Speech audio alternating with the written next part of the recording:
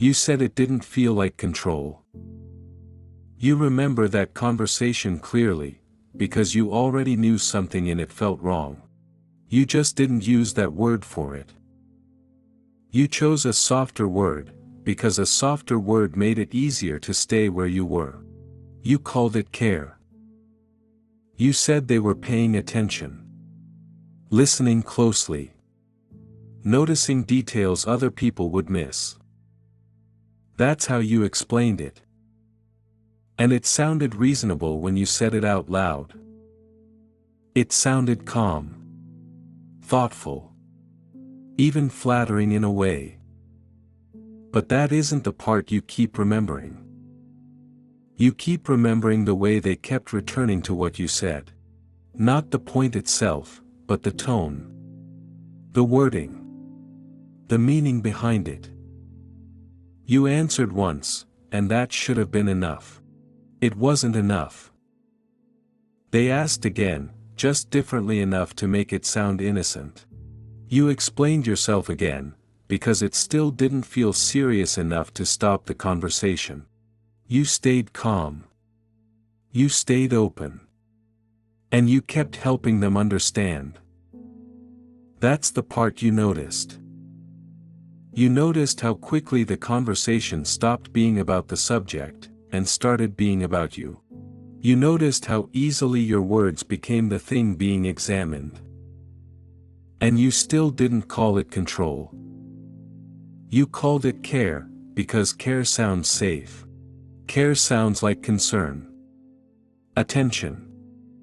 Interest.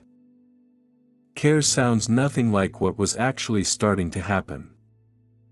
You remember that, don't you? You remember how early you saw the shift. You remember that it did not come in loud. It came in calm. It came in questions. It came in that steady way they kept bringing the focus back to you, to your meaning, to your tone, to your words. You saw it. You just gave it the wrong name. You called it care. You said it didn't feel like control. You remember how you explained it when it first crossed the line. You said it was just a comment. Just a question. Nothing serious. You made it smaller, so you wouldn't have to deal with what it actually was. You told them it didn't bother you. You said it was nothing, even though you felt that pause in your head. That moment where something didn't sit right, and stayed with you longer than it should have. You noticed it, even if you didn't say it out loud. You remember that moment clearly. The exact point where the line moved just enough for you to see it.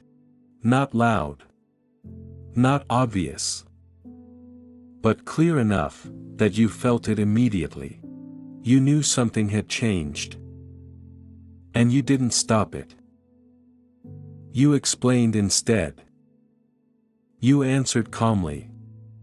Made your point clearer. Adjusted your words so there would be no confusion. You kept the conversation smooth, because that felt easier than stopping it. And they watched that. Not the comment itself.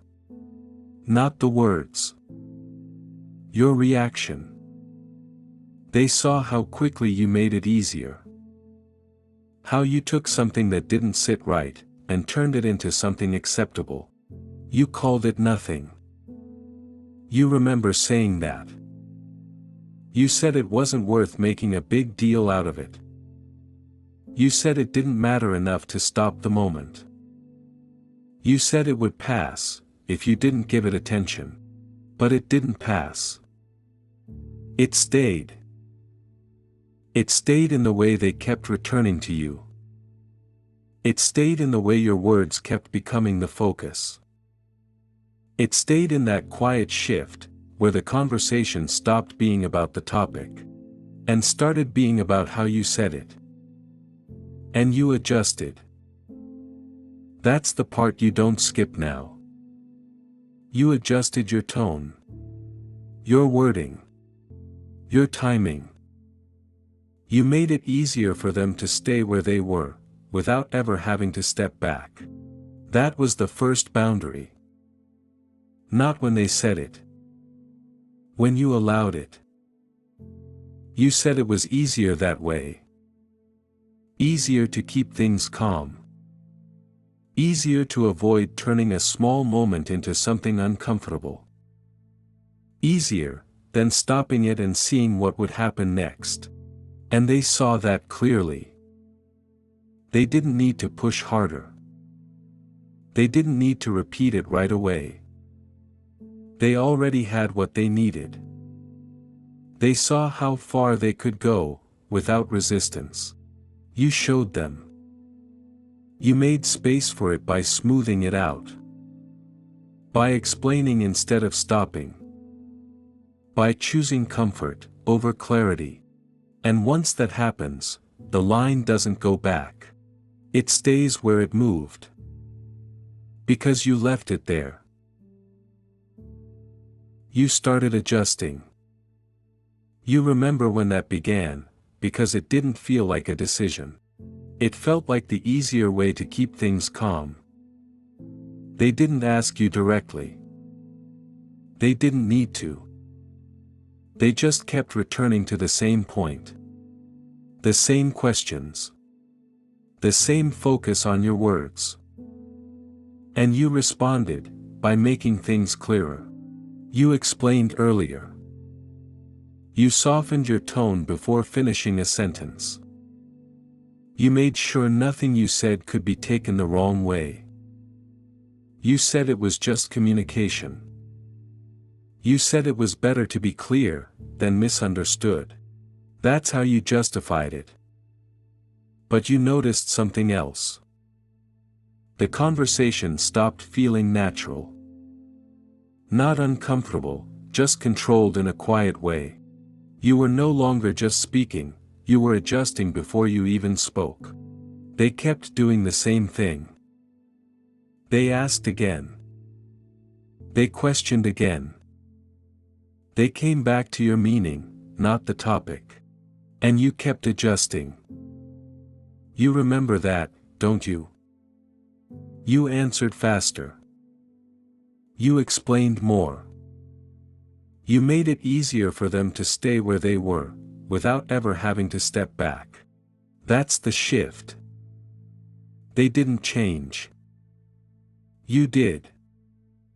And that's what made it work. You said it kept happening. Not once. Not twice. But enough times, that you stopped calling it a coincidence. The same moment kept returning in different forms. And it always ended the same way. The focus moved back to you, to your words, to your tone, to what you meant. They didn't change. And you remember that clearly. They asked again. They questioned again. They came back to the same point every time. The words were slightly different, but the direction never changed. You kept adjusting, because it felt easier than stopping it. You explained earlier. You softened things before they could question them. You made sure nothing you said could be turned into something else. You stayed ahead of it, so the moment wouldn't stretch into something uncomfortable. You said it was easier that way. And that's what you told yourself. You said it kept things calm. That it avoided tension. That it made communication better. That explanation made it feel reasonable to keep going the same way. But you also remember what didn't change. They still came back to it. Still questioned. Still shifted the focus back to you, instead of the topic. It didn't matter how clear you made it. Because the same moment kept returning. You saw that, even if you didn't say it out loud.